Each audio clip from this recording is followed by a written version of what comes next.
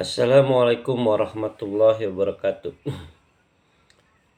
Ayat selanjutnya dalam kriteria orang-orang yang bertakwa dalam surat Al-Baqarah dijelaskan dengan ayat keempat, yakni waladzina yu'minuna bima unzila ilaika wa ma unzila min qablik, yakni orang-orang yang bertakwa yang memenuhi syarat takwa adalah dia terhadap apa yang diturunkan oleh Allah kepada Nabi Muhammad, yakni Al-Quran, dan juga kepada yang sebelum Nabi Muhammad, yakni kitab-kitab yang diturunkan tentu saja kepada Nabi Daud, Nabi Musa, dan Nabi Isa.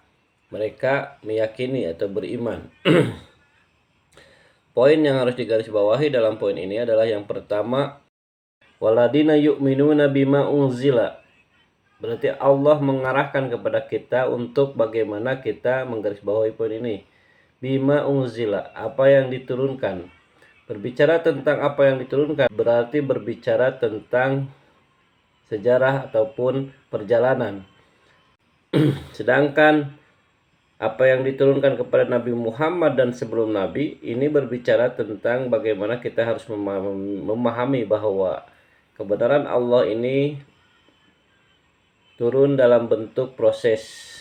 Unzila ini harus dipahami bahwa bukan hanya kita meyakini terhadap Nabi Muhammad sebagai utusan Allah, tetapi juga harus dipahami bahwasanya ini merupakan sebuah parameter dalam konteks kebenaran, bahwasanya ada transaksi ataupun bukti nyata bahwasanya yang namanya kebenaran adalah sesuatu yang tentu saja ada transaksi antara Khalik dengan makhluknya, yang mana di sini diwakili lewat turunnya wahyu. Turunnya wahyu ini menjadi parameter sebuah kebenaran, tolak ukur kebenaran. Artinya ada nilai-nilai lahirnya al-haq, yang mana kalau dalam konteks Nabi Muhammad di sini adalah turunnya wahyu sebagai parameter kebangkitan berakhirnya masa jahiliyah. Sedangkan untuk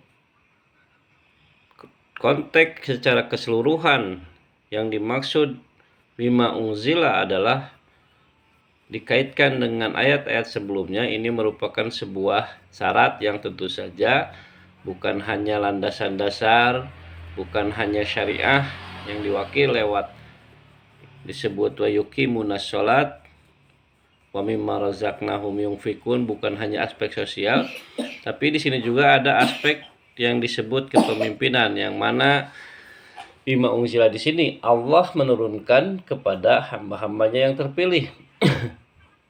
Selanjutnya ditegaskan lagi dalam konteks ayat selanjutnya, yakni juga sebelum apa yang diturunkan kepada Nabi Muhammad. Artinya di sini ada estafeta, ada kesinambungan antara kebenaran atau al-haq sebelumnya, yang kita maknai kalau dalam konteks sejarah adalah dari mulai penciptaan Nabi Adam sebagai manusia pertama. Adam ini merupakan tahapan-tahapan kebenaran yang tentu saja satu sama lain saling melengkapi, saling menyempurnakan, yang tentu saja untuk status Nabi diakhiri dengan Nabi Muhammad SAW sebagai Nabi terakhir.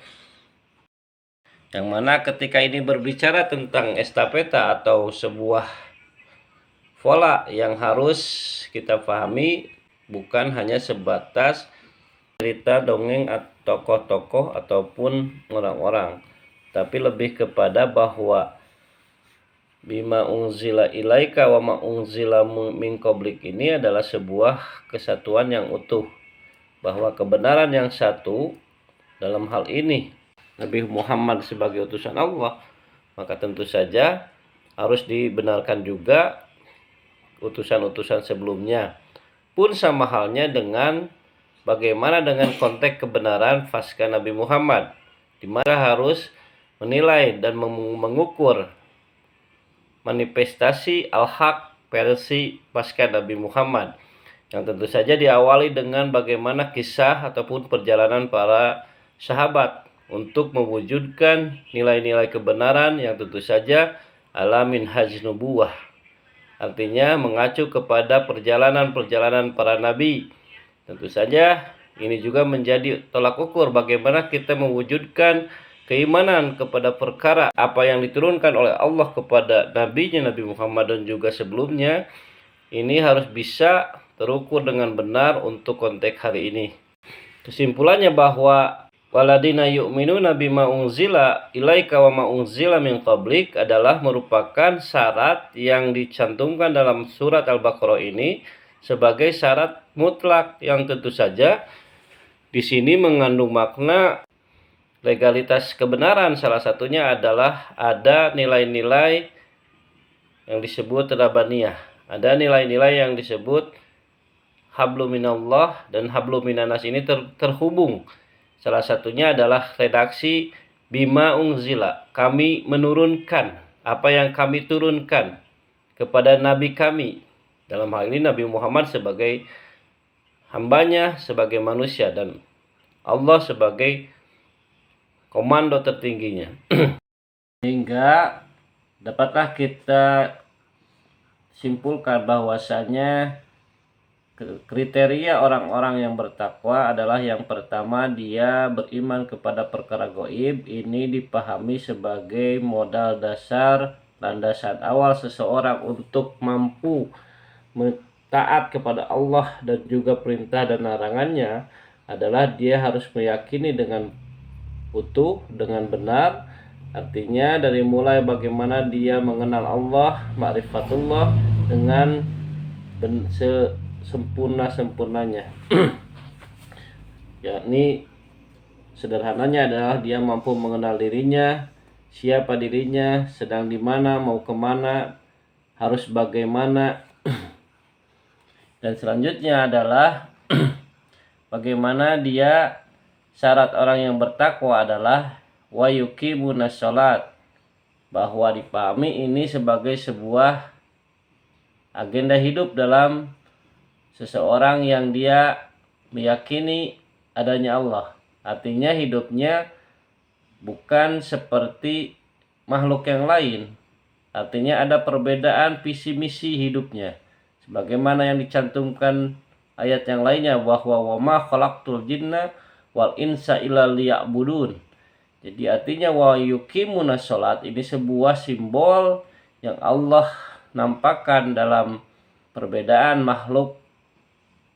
makhluknya, yakni manusia ini lebih mulia derajatnya, sehingga tentu saja parameter perbedaannya ini adalah dengan visi misinya, agenda hidupnya, yakni ibadah, yang mana simbol universalnya adalah tentu saja sholat. Jangan dipahami sebatas ritual semata atau gerakan fisik semata, tapi ada aspek-aspek yang sempurna. Diantaranya adalah bagaimana fungsi daripada sholat, bagaimana tujuan sholat, dan syarat dan maksudnya yang disebut wujudnya ketaatan seorang hamba kepada Tuhannya, yang disimbolkan dengan penyembahan. Dalam hal ini adalah sholat. Ada syarat-syarat khusus dalam rangka beribadah, ada bahan-bahannya, ada tolak ukurnya, ada parameternya. Yang dimaksud adalah syariah.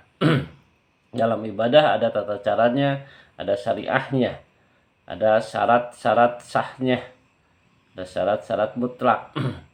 Yang kemudian selain itu juga di sini ada yang disebut aspek hablum minanasnya, yakni yang di ayat selanjutnya, wa mimma razaqnahum yunfikun. Di sini kemarin dijelaskan bahwa ada dua kata yang harus kita dalami. Salah satunya adalah razak, pemahaman terkait razaknya Allah, bahwasanya ada satu kajian yang harus kita pelajari tentang ar-razak. Marazaqnahum yunfiqun. Ini yang merupakan wujud daripada bagaimana Allah mewajibkan hablum minan nas. Aspek sosial ini menjadi transenden dalam seseorang mewujudkan syariah ataupun perintah dan larangan Allah. Salah satunya adalah kepedulian, kepekaan dan pengorbanan terhadap sesama muslim yang lain dan juga makhluk Allah yang lain, bahkan lebih jauhnya kalau dikaji lebih dalam. Artinya tolak ukur sederhananya adalah ketika dia mendapatkan rizki, ketika dia meyakini Allah sebagai Ar-Razzaq, maka bukti nyatanya adalah dia menyerahkan hartanya kepada Allah. Tentu saja ada kajian yang lainnya, kepada siapa diserahkan, siapa yang layak dan memenuhi syarat untuk menerima daripada sebagian rezeki ini, yang tentu saja nanti akan dijelaskan di video-video selanjutnya. Kembali kepada syarat yang selanjutnya daripada orang-orang yang bertakwa adalah waladina yu'minuna bima unzila ilaika wa ma unzila min qablik. Di sini tadi dijelaskan bahwasanya meyakini akan eksistensi Allah, maka tentu saja adalah kita juga harus membenarkan. Kalau di istilah umum yang disebut sunnah Rasul, artinya yang menyunnah kepada Rasul. Kalau lebih sederhananya lagi adalah bahwa syarat seseorang bertakwa adalah dia menjadikan kehidupannya dalam menjalankan kebenaran. Tentu saja pola bakunya adalah perjalanan para nabi dan juga para sahabatnya harus bisa terwujud dalam kehidupan sehari-harinya. Artinya uswah daripada nabi ini tentu saja bukan hanya sosok Muhammad bin Abdullah, tapi estafeta daripada Nabi Adam sampai kepada berakhirnya kebenaran, yakni yang disebut ala fatratin minar rasul. Artinya kita harus mampu melihat bagaimana perjalanan sejarah dari mulai awal kebangkitan sampai berakhirnya kebenaran, yang kemudian bagaimana Allah menampakkan lagi daripada al-haq itu sendiri yang menjadi tugas dan PR muslim selanjutnya. Akhirul kalam, al-haqqu min rabbik wala takunanna minal mumtarin. Jika ada yang salah itu datangnya dari saya, dan jika ada yang benar itu tentu saja pemiliknya adalah Allah Subhanahu wa taala. Sehingga ambil yang benarnya, sisihkan yang salahnya. Wassalamualaikum warahmatullahi wabarakatuh.